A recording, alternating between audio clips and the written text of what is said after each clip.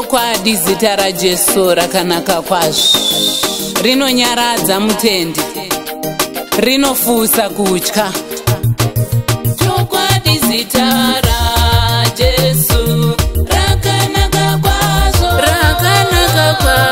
rinonyaradza rinomunyaradza, rinofusa kutya. Jesu idombo, dombo randinovakira, nzvimbo yokuvanda,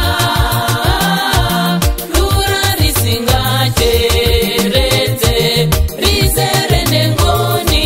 Yere yere, cheke cheke cheke cheke cheke cheke. Yere yere, rura risingateredze, rizere nengoni. Rinorapa mweya wake, rinomunyaradza, rinomupa kuzorora. Mweya, dombo randinovakira, nzvimbo yokuvanda, rura risingateredze, rizere nengoni. Yere yere, cheke cheke cheke cheke cheke cheke.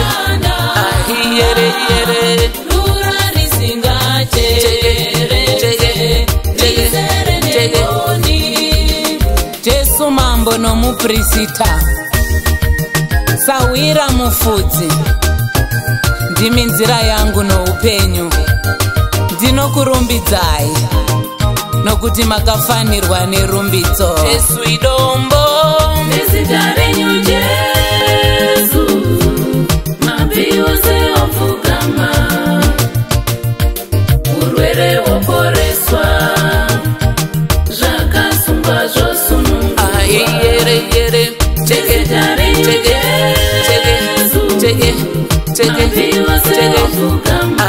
Yere yere, urwere woporeswa, zviratidzo nezvishamiso zvoonekwa, vanochema vonyaradzwa, vane nzara vogutiswa, nevarombo vopfumiswa, vakasungwa vosunungurwa.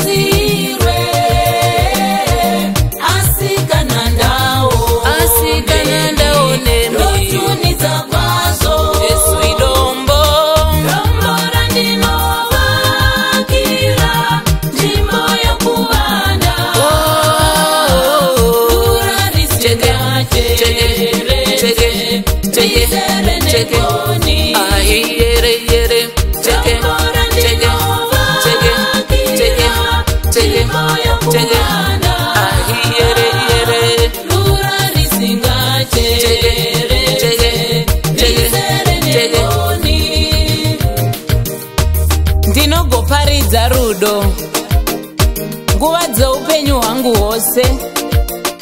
Zita renyu imi Mwari ngarindifadze, zita renyu imi Jehovha ngarindiponese, zita renyu Jehovha ngarindikundise pane zvinondiremera. Zita renyu Jesu rine simba, rinobvisa kutya kwose, rinonyaradza vatadzi, rinotipa upenyu. Imi Mwari mune simba, tindibatsirai kuparidza pasi rose. Zita renyu iguru kupinda mazita ose panyika. Wese anonzwa zita renyu ngaanzwe kukurumbidzai. Mbiri kudenga kuna Mwari, mbiri kumusorosoro kwamunogara, nesuwo panyika tinzwe simba renyu kufamba pakati pedu.